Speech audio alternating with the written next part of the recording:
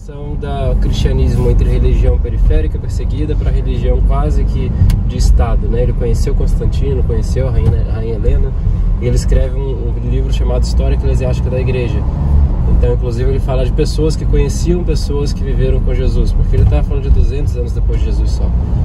Mas, enfim, depois disso a gente tem um outro livro que é Claro, de Flávio Josefo, né? É a obra completa, está com o nome História dos Hebreus. Essa é uma junção feita pela editora brasileira CPAD, Casa Publicadora das Assembleias de Deus. Mas, na verdade, ele é a grande obra unida de Flávio Josefo, todos os livros da Guerras e Antiguidades Judaicas, que é todo o livro que explica essa região. O que eu sugiro ali, porque às vezes é um livro um pouco maçante, o começo é muito bom, depois no meio fica bem pesado, assim, porque é muita informação histórica, coisa que as pessoas não estão acostumadas.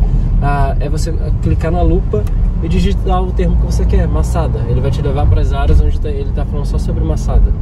Então acho que é uma boa opção. E tem um outro livro que é de Sigmund Montefiore, que ele ganhou um Pulitzer da literatura, chamado Jerusalém, uma biografia. Esse livro é maravilhoso, assim, é o tipo de livro que vale a pena você ler, nem que seja só o prefácio do livro, já muda sua visão sobre toda a região, vale muito a pena. E eu estou devendo uma lista de filmes e documentários que eu vou passar também. E esse livro é de que época, assim? Ou é só um documentário mesmo? Não, o Eusébio de Cesareia, a gente está falando do período bizantino, 300 anos depois de Cristo. O Flávio Josefo é do primeiro século e o Sigmund Montefiore foi publicado há 6 anos atrás, do Novo Testamento. É um judeu messiânico americano chamado David Stern, e ele vai escrever um comentário e uma análise do Novo Testamento, capítulo por capítulo, muitas vezes versículo por versículo, apresentando uma visão judaica das histórias, né? Então ele traz muitas curiosidades, uma contextualização cultural histórica que muita gente não tem quando lê a Bíblia. Então, mas esse eu vou ter que mandar para e-mail, que ele é enorme, esse livro. E é muito bom também. Então você pega a Bíblia, você está lendo a Bíblia, Mateus 8, e aí você vai lá, abre no comentário dele e você vai em Mateus 8, o que ele fala sobre aquilo. É bem legal também.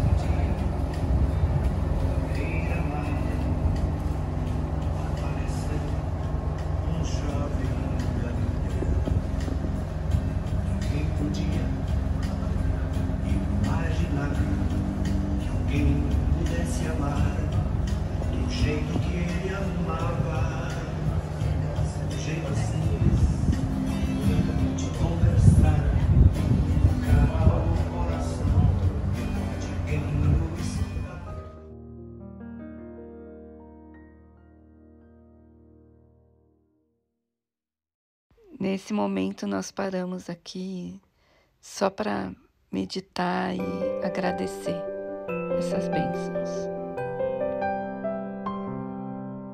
Aquela reza, lembra? Junto ao local onde Jesus reencontra Pedro depois da ressurreição, né? E diz: Pedro, tu me amas, então apacenta as minhas ovelhas. Ele é o primado de Pedro. E se a gente já olhar, tá vendo essa montanha queimada aqui? Entre as árvores, sim, tem um telhado vermelho e uma abóbada verde. Isso. Ali é o Monte das Bem-aventuranças. Tem aquela parte de queima ali. Pega essa estrada do carro, vai seguindo aqui embaixo. Vocês vão ver que entre as árvores lá embaixo tem um prédio branco com a cúpula vermelha. Isso. Ali já é aquela igreja grega ortodoxa. Isso quer dizer que do lado dela, entre as árvores, está a Cafarnaum de Jesus. E já a Corazinha subindo a estrada por cima. Então, o Mar da Galileia é basicamente a 70%, né? A gente vai levantar da Bíblia, de Jesus vai acontecer às margens do Mar da Galileia, né? Então a Bíblia vai dizer de um Jesus que ele pegava o barco e ele atravessava de uma cidade para outra, pegando, né, a favor dos ventos para poder ter essa sua jornada. Mas vai ser sempre essa margem aqui. E ali, E Isaac? Magdala fica onde? Magdala, quer ver? Peraí, eu vou identificar para vocês aqui. É, onde tem aquela cidade lá, perto de onde tem aquele prédio cinza, que é onde a gente estava. Tem um hotel ali. É. Só que na verdade tem um hotel. A gente vai pegar um pouquinho mais à direita. Onde tem aquelas casinhas que descem. Ali é Magdala. Já identifiquei a igreja. Mas se você pegar, tem um telhado vermelho na beira-mar. E se você seguir à esquerda, tem alguns prédios brancos bem pequenininhos. Ali é a igreja do ontem, né, de Magdala. Ali é Magdala. Então assim, de carro é tudo muito pertinho, é perto, mas de barco Jesus conseguia fazer esse caminho com uma facilidade muito maior, né? E para caminhar é um pouco mais difícil. Onde é Tiberias hoje não existia nada lá? Existia, era uma grande cidade, mas a Bíblia não faz, provavelmente Jesus passa ali, mas a Bíblia não faz nenhuma referência a Jesus pregando ali. Ela vai receber esse nome porque ela foi fundada em homenagem a Tibério César, o imperador de Roma, né? Que ele vai pegar um pedacinho só ali do período de Jesus, mas é toda aquela cidade ali. Isaac, Então, o que tem lá em cima daquelas montanhas? Ah, bom, aquelas montanhas ali você já vai para o que eles chamam de Alta Galileia, tem a Baixa Galileia e a Alta Galileia. De uma maneira bem simplista, a gente pode dividir entre aquela Galileia que está abaixo do nível do mar e a que está acima do nível do mar. Aqui a gente está 209 metros abaixo do nível do mar. Agora, se vocês pegarem essa montanha, vocês verem aqueles prédios lá em cima, a gente já está falando de Tsefat, a cidade da Cabala. Tsefat, a cidade da Cabala, né? Quando os judeus são expulsos em 92 e 96 de Espanha e Portugal, eles vão fugir em direção ao Império Otomano, vão se estabelecer naquela montanha e vão desenvolver a parte mística da Torá. E aí, nesse sentido, aquela cidade ela vai começar a crescer. Mas na época de Jesus já existia. E de alguns vilarejos aqui embaixo, dependendo da posição, você consegue ver as casas de Tsefat lá em cima. E muitos dizem que uma referência que Jesus faz falando que não dá para esconder uma cidade edificada sobre a montanha, em uma das suas parábolas, ele está falando de Tsefat. Porque diz o Talmud que à noite essa região era muito bonita, porque as pessoas estavam nos vilarejos simples, humildes aqui à orla do mar, e eles olhavam lá para cima e eles viam as lamparinas da cidade de Tsefat ligadas, né, acesa.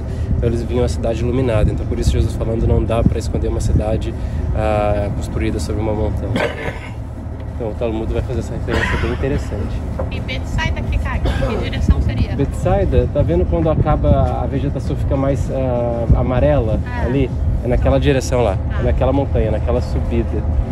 Corazim já vai ser subindo aqui, nessa direção. Isaac, é onde que falava assim, entre as duas montanhas, com certeza Jesus passava para subir a Jerusalém? Olha lá o Arbel, não identifica ele? Aquela montanha super... Rochosa? É. Aí tem um vale no meio. Tem. O Arbel ele vai criar um precipício, né? E passa um vale no meio. Era ali que obrigatoriamente você tinha que fazer a subida para chegar para Via Maris. Você passava pelo meio daquele vale. Em 2019 foi por ali que a gente desceu. A gente fez basicamente o caminho que Jesus fazia a pé, né? Então ali é o Monte Arbel. Se o Arbel é ali, do Quinalton é logo o prédio de baixo. Mas o que? Mas é interessante porque assim, hoje vocês viram que tinha gente pescando lá. Eu até brinquei com o pessoal, porque o israelense ele não lê placa, né? Ele não respeita a placa. Então tá falando que não pode pescar, mas eles estavam pescando. Mas na época de Jesus era o grande ganha-pão dessa gente aqui. E também para os romanos, porque era a forma que eles conseguiam preservar o alimento para levar para Roma, salgando os peixes. Mas é interessante que eles não pescavam em qualquer lugar. Todo o mar tem peixe, são 26 espécies de peixe, 25 kasher, uma não kasher, que é o bagre, o peixe gato, né? Mas a única questão é que tem os ambientes favoritos dos peixes. E um dos ambientes favoritos do peixe aqui é bem naquela orla onde tem aquele prédiozinho cinza lá embaixo com o telhado vermelho, que é o primado de Pedro. Porque o Mar da Galileia recebe o Rio Jordão, mas ele também recebe diversos afluentes de mananciais subterrâneos que vão descendo pelas montanhas. E ali tem águas furosas, quentes. E a gente sabe que os peixes nessa região eles preferem as águas quentes. Então faz até um certo sentido Jesus encontrar com Pedro ali, porque diz que Pedro está pescando. Jesus está sentado ali na pedra e de lá ele grita para o pessoal que está no barco aqui no meio e diz: vocês pegaram alguma coisa? E eles falam: não, a gente não pegou nada. Então Jesus fala: então você joga pro outro lado a rede, né?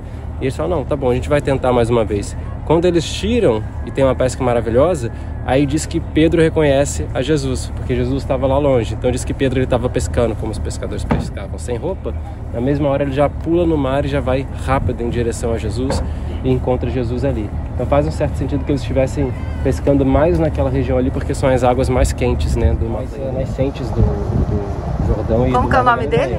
Monte Hermon. Ele é citado no Salmo 133, quando diz que quão bom e quão suave que os irmãos vivam em união, é como os orvalhos que descem no Hermon, porque ali Deus ordena a bênção para todo Israel. É claro, um país que tem uma restrição, né, nossa restrição aos seus recursos hídricos, a bênção realmente vem do Monte Hermon, porque é o que cria o Rio Jordão, né? Ó, falou o peixe ali. Agora eu vi. Então é realmente isso. Se começar a sugar água para levar para a plantação, não tem o perigo de diminuir? Está sempre reenchendo. Não, era o que acontecia até 20 anos atrás, porque isso daqui era o açude do país. Então assim, o Mata Galera vai cada vez mais morrendo, para trás secando, porque você estava dividindo a água daqui com Israel, Jordânia, e os sírios chegaram a pegar a água daqui. Então hoje Israel só tem salinização, usa um pouquinho só da água daqui, inclusive para a cidade de Tibérias. Inclusive se você beber água da torneira de Jerusalém de Tel Aviv, é diferente do gosto daqui. Daqui você vai sentir que tem um gosto um pouco mais salobro, não tem um gosto tão bom, assim, ela seca nas suas bocas, é uma coisa meio estranha. Mas ainda assim, como não precisa mais tanto dele, até a proposta agora é você utilizar as mesmas tubulações e encanamentos que levavam a água daqui para Tel Aviv, para a parte metropolitana de Israel, você fazer o caminho inverso, pegar a dessalinização e trazer a água para cá. E aí você libera as barreiras, abre os diques e ela segue para o Rio Jordão e para o Mar Morto. Mas essa é uma perspectiva.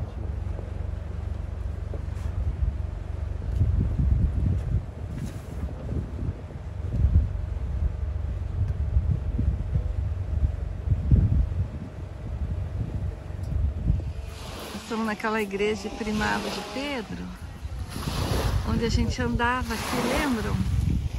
Aqui a gente andava, a Aline sentou com a Eline ali. Olha só, gente. O mar subiu pra caramba. Que delícia!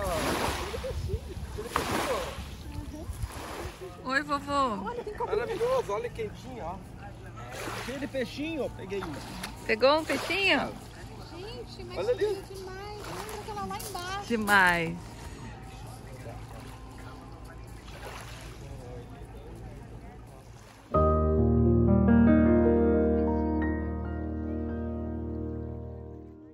Muito grande, porque ele nega Jesus pela terceira vez. Viu como que é tudo muito poético, porque nota que diz a Bíblia que uma mulher puxa Pedro pelas roupas e fala: tu és um seguidor dele porque tu fala como ele falava. E Pedro fala: não conheço. No mesmo momento, diz que o galo canta, os olhares de Jesus e Pedro se encontram e diz que, lembrando-se da palavra do seu mestre, Pedro saiu chorando amargamente. E o que Pedro foi fazer depois disso tudo? Ele voltou a fazer o que ele fazia antes de conhecer Jesus, pescar, né? E Jesus tinha aparecido para vários dos discípulos, mas não para Pedro. E até no momento que Pedro estava pescando, e Jesus ele está sentado em cima de uma pedra, fazendo McFish, assando peixe, comendo pão.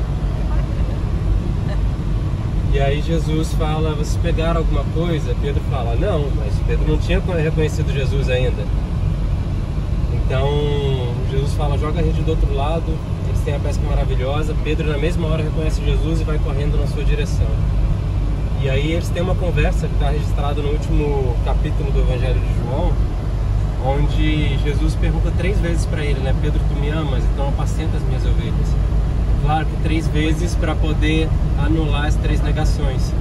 E tem um livro muito bom do Augusto Cury, que eu sempre cito, que é Jesus, o maior psicólogo de todos os tempos. Porque Jesus, ele tinha essa questão, né? Ele falava pelas palavras, mas pelas atitudes, pelo olhar. Ele vai, de um certo modo, fazendo a terapia com Pedro ali. E ele também revela um pouco do futuro de Pedro, né? Porque ele fala: não, quando tu eras jovem, Pedro, você cingia o teu lombo e você ia para lugares que você queria. Mas vai chegar um tempo onde outras pessoas te vestirão e você vai ser levado pelas suas vestes a lugares que você não queria. Basicamente estava profetizando o fim de Pedro, né? Que ainda até o final da sua vida ele não negaria Jesus, mesmo sendo levado à morte. Muito parecido com a negação que Pedro faz quando uma mulher puxa ele pelas roupas na casa de Caifás. Então vão ter essas relações. Lógico que a gente paga a entrada, Tem os parques, tem os locais onde tem trilhas, ele faz parte de uma grande grupo corrente de outros parques, onde os israelenses eles têm tipo um membership igual da Disney, esse tipo de coisa que você paga, né, anualmente.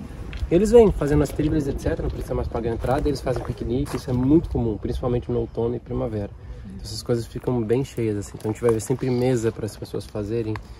E outra coisa, quando é o período adequado, muitas crianças a gente vê nesses parques, porque quando você vai estudar a história do Brasil, você abre o livro e estuda a história do Brasil. Quando você vai estudar a história de Israel, você está estudando tanta coisa antiga. Você abre o portão e abre a Bíblia e você também vem nos lugares, né? Então você vê muitos grupos de crianças que vêm com as escolas, etc, para visitar e aprender, ver com os olhos aquilo que elas estão estudando na escola, porque isso daqui faz parte da história de Israel. Da mesma forma que a gente estuda o 7 de setembro, o grito do Ipiranga, isso daqui é parte da história da nação. Galileia. Corazim é inclusive citado nos Evangelhos por Flávio Josefo, mas principalmente também no Talmud. O Talmud vai falar que vai ser uma cidade que vai crescer e se desenvolver, prosperar muito, principalmente pela sua produção de grãos. E o Talmud cita que Corazim era uma cidade que se via como que separada das outras da Galileia. Muito também até pela sua questão geográfica. Vocês vão ver que ela está acima na montanha e debaixo você vê o Mar da Galileia e os outros vilarejos. Então, mas isso gera uma certa prosperidade para eles, né? Muitos teólogos vão chamar de o Triângulo Evangélico, as 3 cidades que Jesus mais frequentava, que era Corazim, Betsaida e Cafarnaum. Cafarnaum era realmente o quartel-general de Jesus, e as outras 2 ele passava por elas com muita frequência, que eram 2 das grandes cidades também. Betsaida ainda está nessa disputa se qual é a verdadeira Betsaida. Tem, como eu já falei ontem, 1 ano e meio, quase 2 anos atrás, encontraram uma igreja com piso bizantino, mosaico, falando que ali ficava a casa dos 3 apóstolos, Pedro, Tiago e João, que é a cidade natal deles, mas são escavações ainda, não tem nenhum relatório definitivo e não é aberto a visitações, então a gente não pode ir lá. Mas é interessante que então a gente só consegue visitar 2, Cafarnaum e Corazim. Mas essa Corazim que a gente está vendo aqui agora não é uma Corazim completamente da época de Jesus, é mais uma daquela questão da coxa de retalhos, é uma cidade que vai sendo construída e reconstruída diversos períodos na história. Então a gente vai ver coisas que são da época de Jesus misturado com ruínas de uma reconstrução do século 3, 200 anos depois de Cristo, e depois o período bizantino, 4º século. A última vez que uma população passou por aqui foi no século XIII, é uma última tentativa de reconstrução da cidade. Mas ali é a sinagoga, a gente tem lá, eles falaram que estão fazendo alguns reparos, então a gente vai conseguir ver algumas coisas das peças que eles trouxeram para o lado de fora, né? A sinagoga é do período bizantino, ou seja, 300 anos depois de Cristo. Só que a gente sabe que as decorações são do período bizantino, enquanto que as fundações da sinagoga e a sinagoga de fato é do período de Jesus. Então a gente pode falar que Jesus certamente pregou aqui também. Vamos dar um Cafarnaum, foi como que uma menorá, né? Que é até fácil de fazer, a gente está falando de traços. Enquanto que na sinagoga branca a gente tinha uma ornamentação muito mais complexa. O problema é que para você fazer um trabalho de esculpir no basalto é muito mais difícil que o de calcário. Então eu já vi pessoalmente uma vez com a escola, o cara ele bate aqui, literalmente começa a cair um pedaço aqui embaixo. É uma coisa assim absurda. Então realmente as pessoas que fizeram isso tinham know-how e tinham dinheiro também para contratar a gente que tinha a habilidade para isso, mas a gente vê aqui a história dos espias. Eu lembro que estão carregando um cacho de uva, né? A gente vê um pouco disso aqui. As colunas e os capitéis que faziam parte da sinagoga. Isso daqui está conectado à mitologia grega, que é a Medusa. Ok, lembra que ela tinha as cabeças com que as cobras que as pessoas que olhavam se tornavam como estátuas de pedra. Então, assim, talvez revele um pouco da natureza dessa cidade, porque Jesus ele vai se chocar um pouco com Corazim e os estudiosos não entendem muito o porquê. Ok, muitas outras cidades também, porções daquela cidade aceitaram Jesus, outras rejeitaram e Jesus não chegou a amaldiçoar elas. Mas Corazim ele vai fazer questão de dizer palavras duras contra essa cidade. Talvez fosse uma cidade que vivesse um pouco do paganismo, porque desses 40 séculos do judaísmo que existiam dentro de Israel na época, a gente vai ter essênios, saduceus, fariseus, zelotes, mas também os helênicos.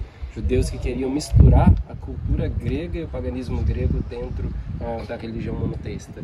E a gente tem uma medusa dentro de uma sinagoga é realmente algo bem desafiador. Primeiro, porque o judeu ele não faz representação de imagem nenhuma dentro de sinagoga, seja de animal, de qualquer coisa. Você não vai estar orando para a imagem? Não importa, o judeu não faz. E ainda você fazer de um deus pagão, que é totalmente contra a cultura judaica, é ainda mais complexo. Inclusive falam que quando ele vai tentar alcançar os judeus era Yom Kippur, e ele viu que os judeus rezavam 5 vezes em Yom Kippur e levou esse rezas para o Islã. São disputas históricas, mas a questão é que depois que ele vê que o judaísmo rejeita o Islã, aí ele vai trocar a direção. E está no Corão, agora vai ser para a direção de Meca, não mais de Jerusalém, mas originalmente era para Jerusalém. De um armário, que é a Arca da Aliança. Quando você vai na sinagoga, sempre tem Arona Kodesh, um armário onde você tem um véu e atrás fica o rolo da Torá. É o mesmo processo.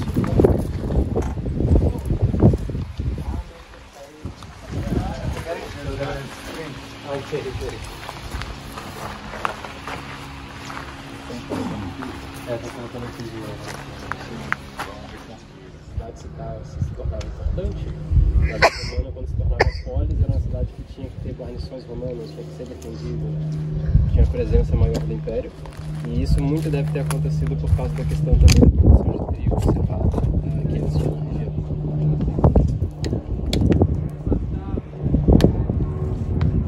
Cultural, etnicamente judeu, né?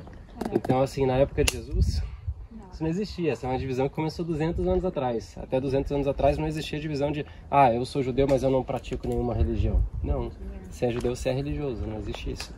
Então, todas as comunidades judaicas que a gente vai achando por Israel e no mundo mesmo, né? Até 1700 vão ser comunidades que a gente vai ver a presença muito forte da religião. Então, certo é falar etno-religião. Etno-religião.